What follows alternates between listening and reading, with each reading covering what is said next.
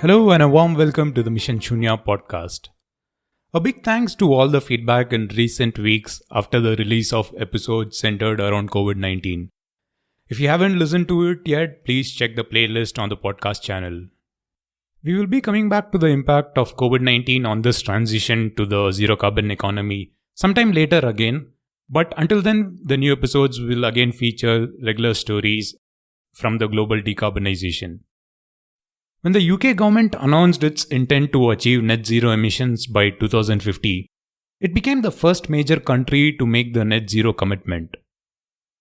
On this episode, we will listen to the work done by UK Fires, a research group sponsored by the UK government to support it in its transition towards the net zero goal. The UK Fires team released its first report, The Absolute Zero, towards the end of 2019. So, what does it conclude? As always, I have an expert on the show to discuss the topic. So, who's my guest for today? I'm André Cabrera Serrenho. I'm part of the UK Fires team and I'm a university lecturer in engineering, environment and sustainable development in Cambridge. So, Andrew, let's begin by listening to your background. You are at the University of Cambridge, but how did you get there? So I finished my PhD in the University of Lisbon, actually, where I was looking into ways of measuring energy efficiency in industrial systems and across the entire countries in Europe. And then I took a postdoc position in the University of Cambridge in the Department of Engineering about 6 years ago. Working in the group of Professor Julian Allwood.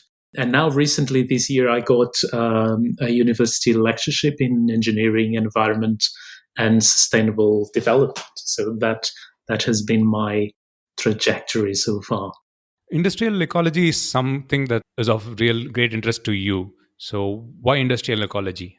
So industrial ecology, because more about the questions that we are able to answer using the tools of industrial ecology rather than focusing on the methodologies themselves.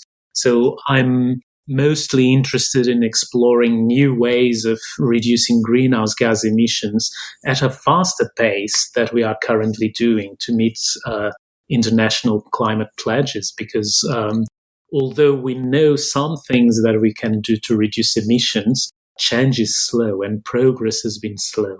And we need to step up that change if we are serious in meeting those pledges. That's a well put answer. But as part of your research, you looked at industrial ecology in developing world, the developed world. So what is a major difference that you see between a developing country to a developed country in terms of how they can attack this kind of emissions? So there are, of course, different tools and different strategies because the configuration of energy and material systems in different types of countries, of course, very distinct. So what we need to understand, and industrial ecology gives us tools to do that, is how can we identify new configurations in the way we use the energy and material systems to supply our current and future needs with less demand and emissions. And we need to be creative in the ways we satisfy our needs using less resources. That's the key goal of this kind of research. That's an interesting approach to reducing emissions because, that clearly tells people on how we can reduce emissions. Otherwise, the general statements that generally people tend to hear from government, cities, or corporations is that we will reduce emissions by 2030, 2040, 2050, and things like that. So road to zero emissions was kind of the de facto choice or de facto statements for many international governments. And UK has been no different. UK has definitely made commitments to reduce emissions. And they have in fact sponsored a project for that. So how did you get involved in the UK Fires project?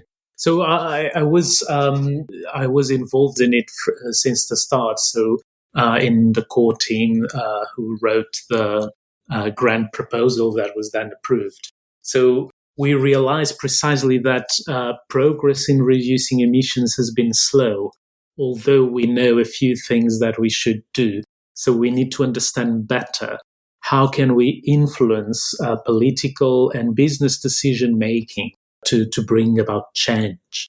And we need to focus on key sectors that we hope are the key ones to change this configuration of energy and material systems. So that was the main idea behind the UK fires. And in particular in industrial strategy, because industry accounts for such a large share of emissions that has lots of implications across supply chains, that's definitely an important sector to look at. That's rightly said. Industry has a major part in the entire ecosystem, and reducing emissions in industries is one key aspect of it. So the UK Fires project is a big project, is a multi-year project, I'm given to understand. But the recent report, the Road to Zero report, is a good summary, a good starting point. How long did the report take to get published right from start? And so where do we see the next steps in this project? Yes, thank you. So the Absolute Zero report is actually the very first deliverable of this project.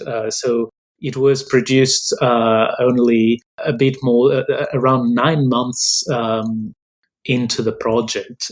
And it was the result of only a few months of work. So it was the first deliverable to set the scene for what we expect to be able to develop further.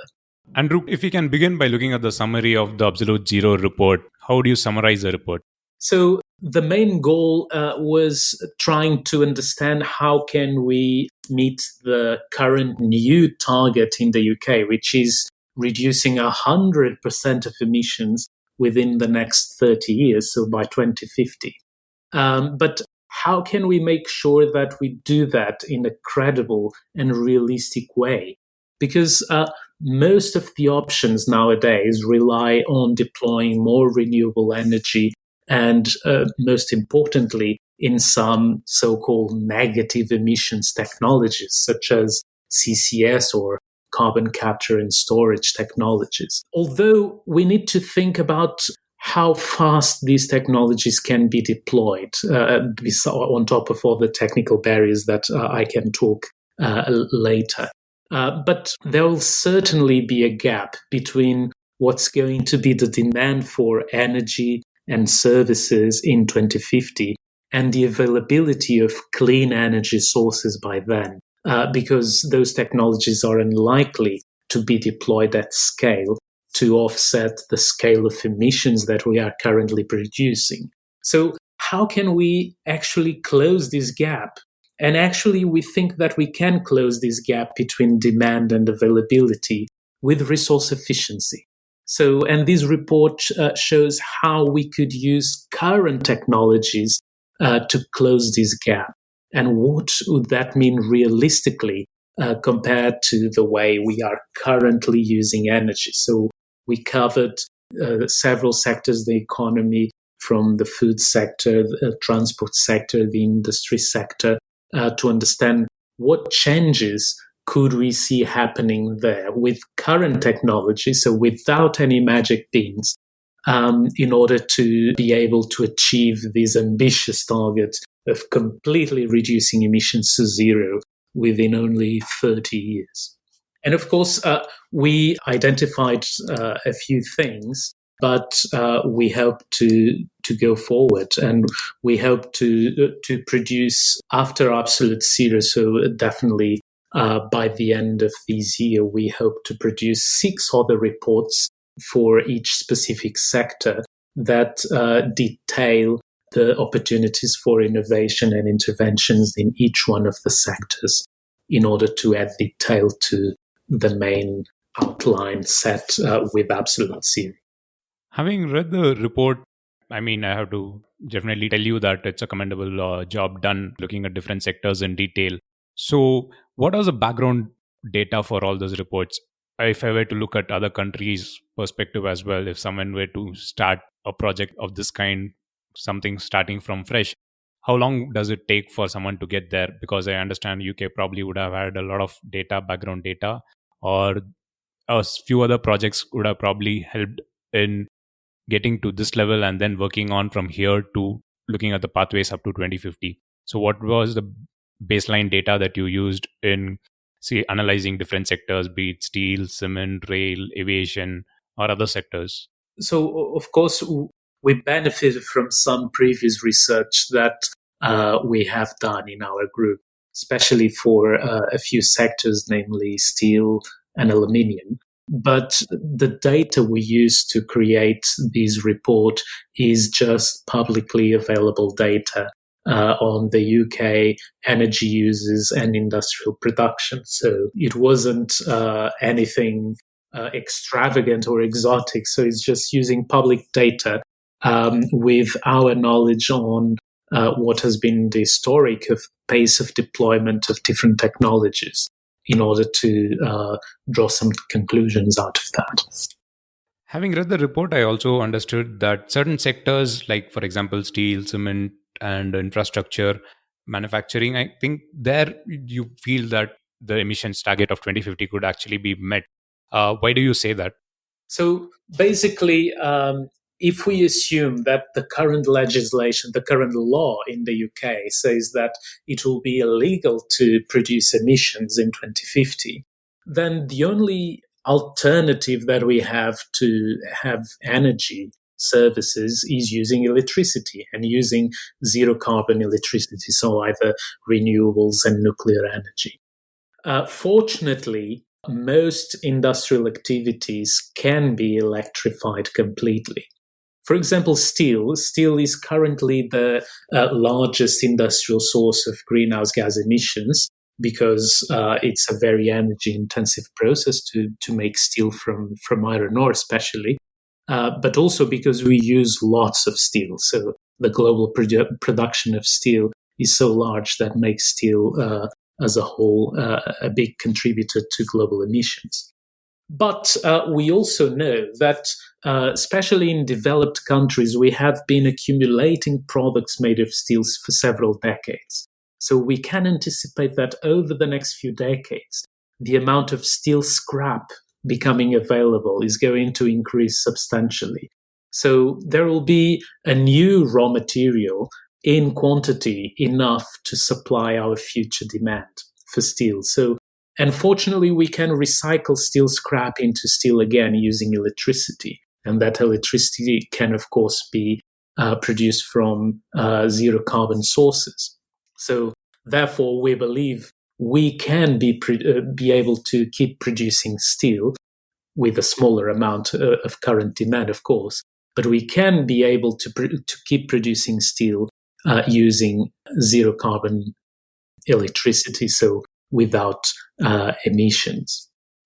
For other materials and other industries, that's also a possibility. For example, for most other industries, fossil fuels are used as a source of heat, but that can be replaced by electricity. With one particular exception, which is extremely difficult to decarbonize, which is the cement industry.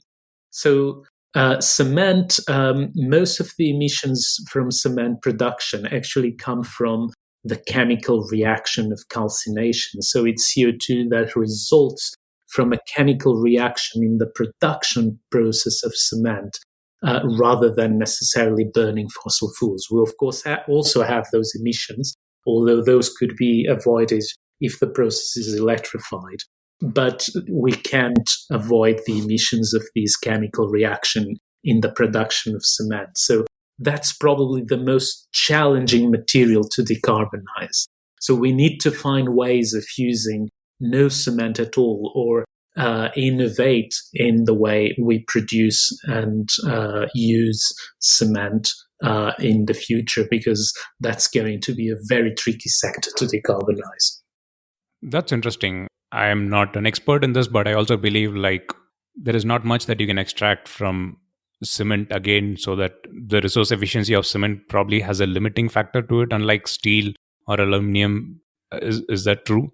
Yes. So, of course, the cement is used in construction, of course. And when we look into buildings, we are realizing there is a huge opportunity to use much less cement than we are currently using for the same buildings, because buildings are being over-designed.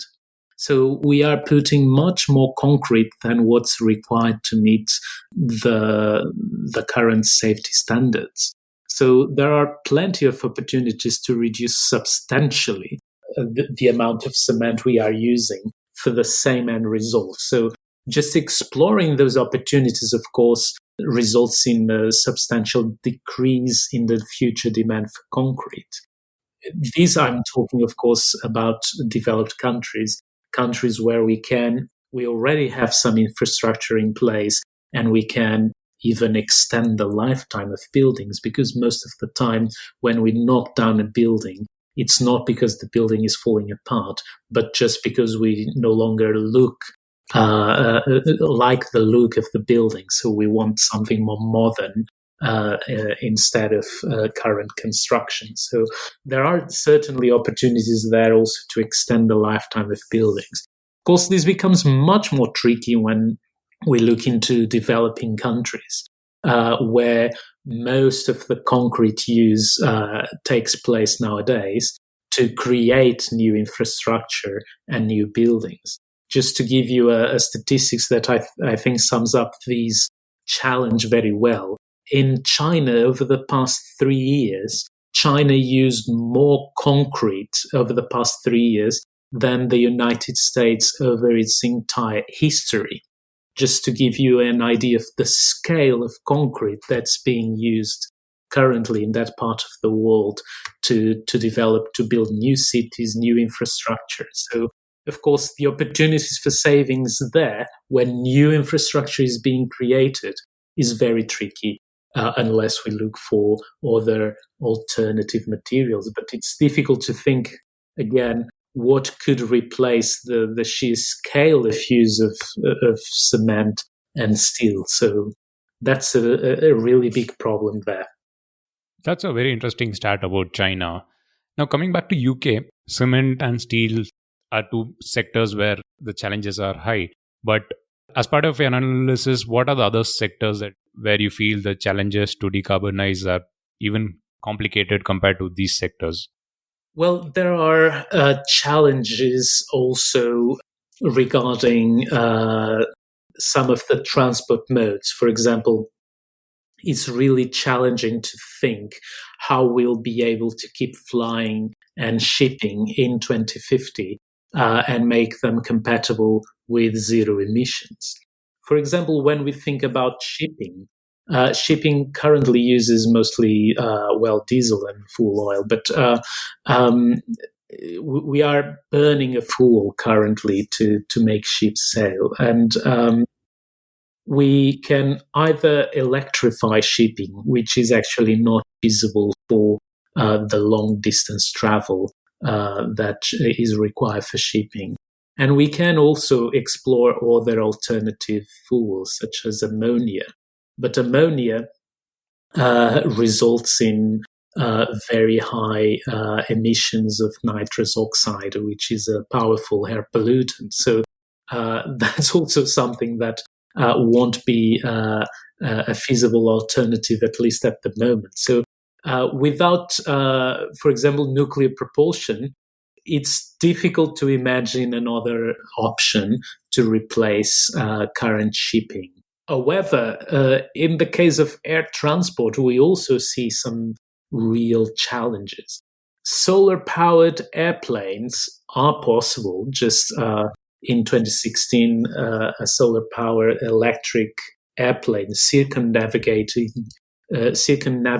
the Earth, but at very, very slow speeds and with only one passenger. So we actually can't have electric planes to replace the current airplanes that we are currently using for passenger transport.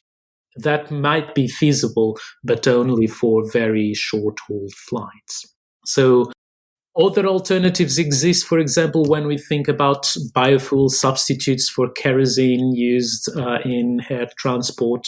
But again, there is those biofuels face the same competition for land that food. And with an increase in the population of the Earth, we will see even greater competition for land, for food.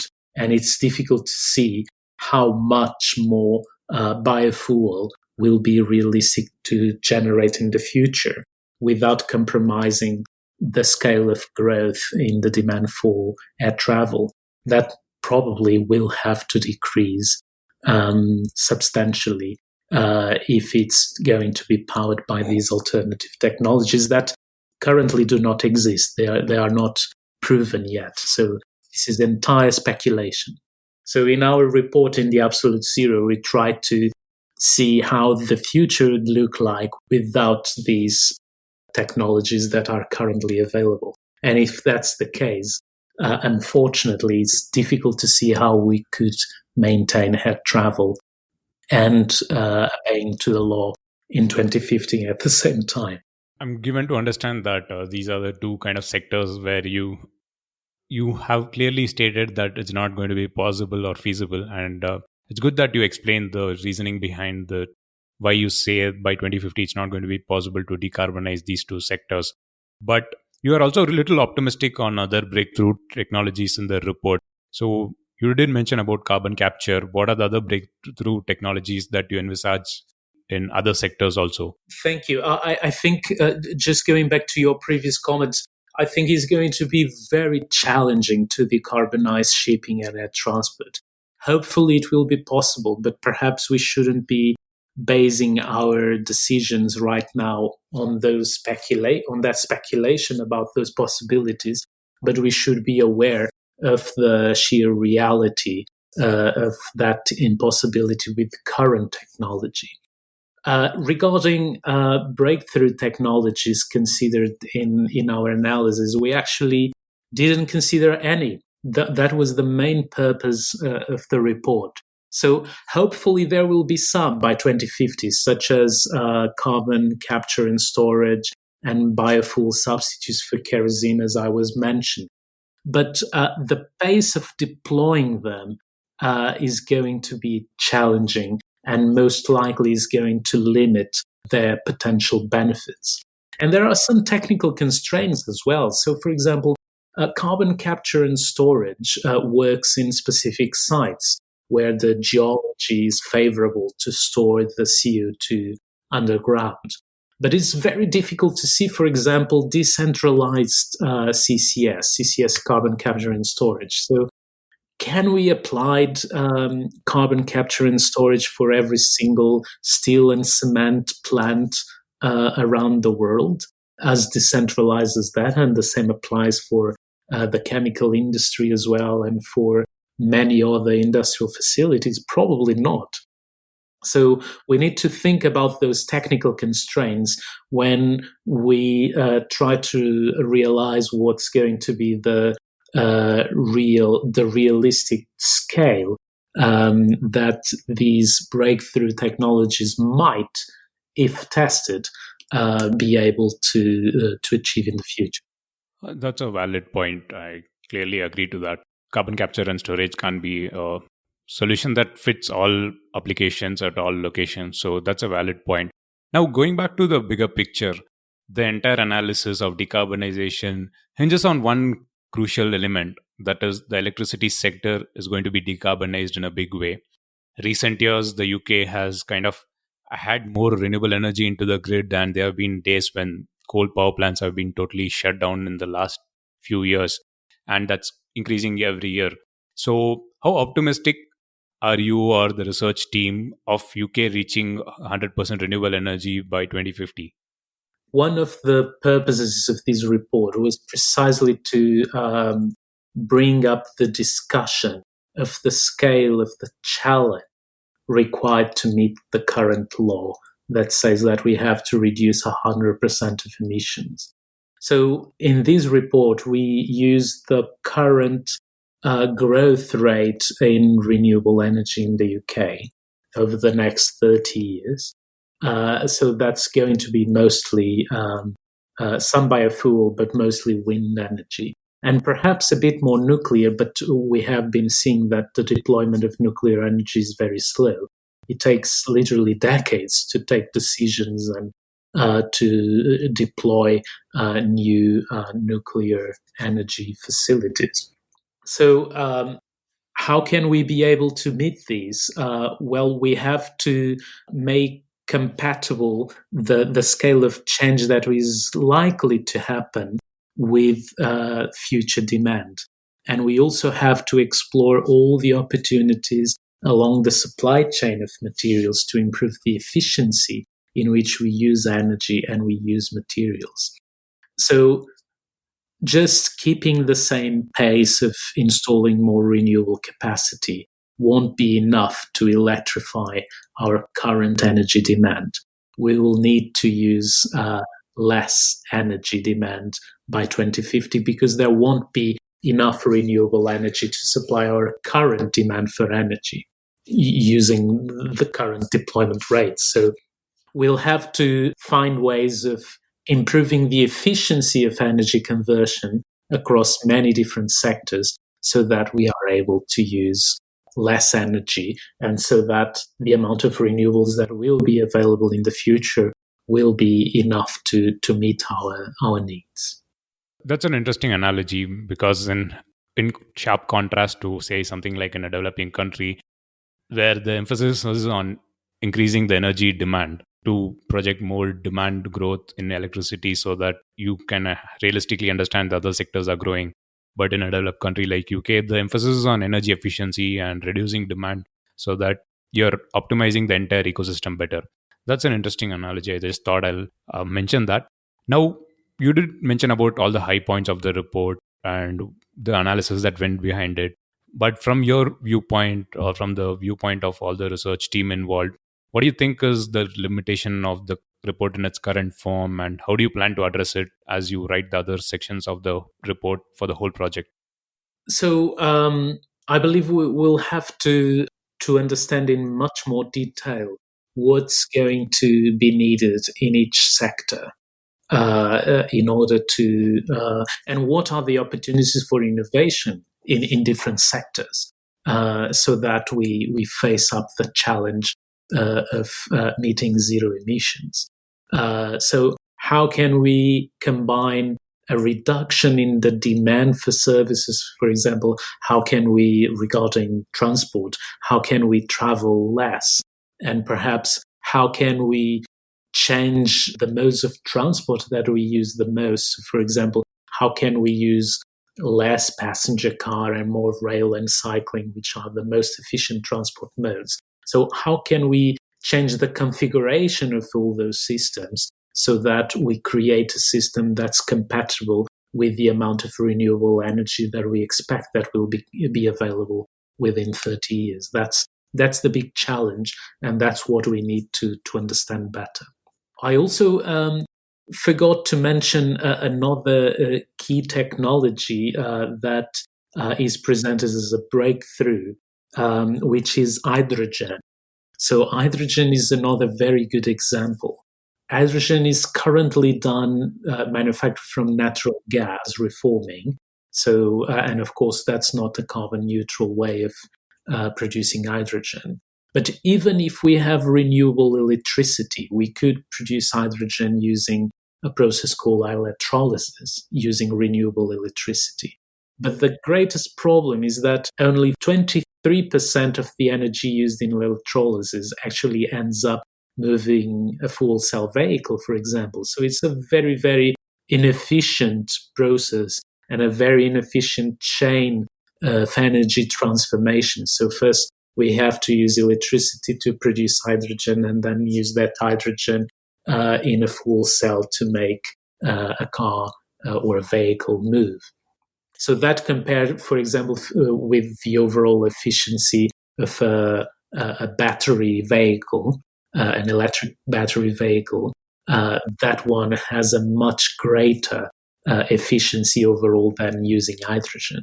And if we are producing hydrogen with renewable electricity and we have a shortage of renewable electricity, that's probably not the most efficient way of using the limited amount of renewable electricity that we expect to have available within 30 years. So it's this kind of choices that we need to make, and we need to to have clarity on the choices and clarity on the implications of the options that are on the table.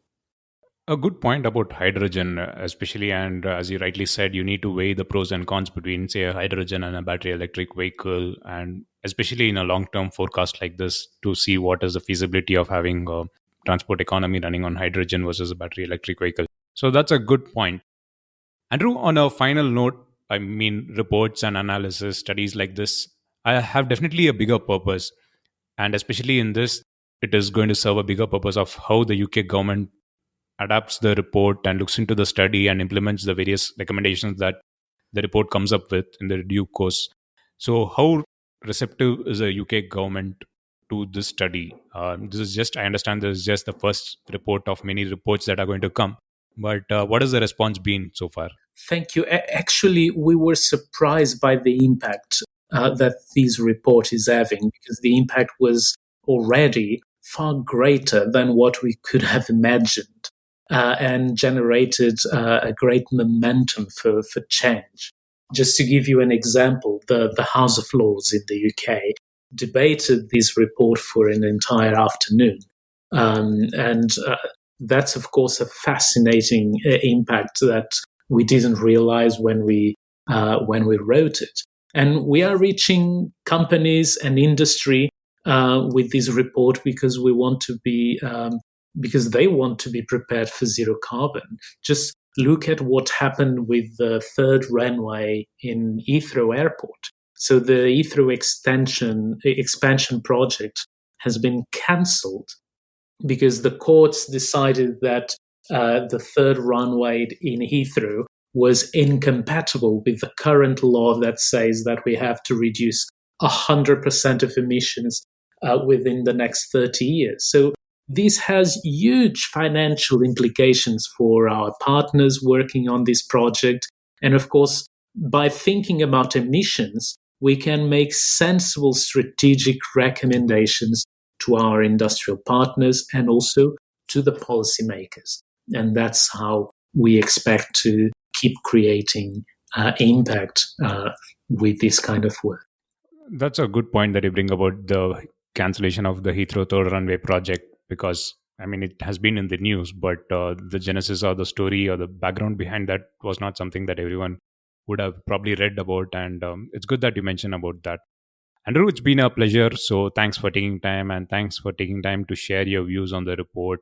As a podcast, Mission Shunya aims to cover stories on the transition to the zero carbon economy. And it's one of the first few episodes where I have a guest who's talking about this transition to a zero carbon economy from a government's viewpoint, or rather what the UK aims to do or plans to do in this. So it's a good story that I managed to cover, and thank you for taking time to do this.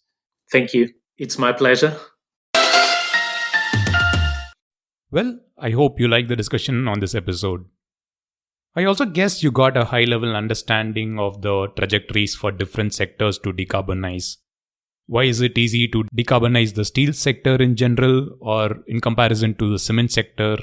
And why will aviation and shipping be the last and pose a major challenge for the governments to reach net zero? To know more about UK's plans and the findings from the report, please find the link to the report on the show notes section of the podcast. 2 weeks from now, we will be back with yet another episode, so make sure you subscribe to the podcast. And if you have been following Mission Shunya, why not spread the word? It just takes 30 seconds to share the podcast to 3 people in your network, so please consider doing that. So with that, signing off, this is Girish Shivakumar, and thank you for listening.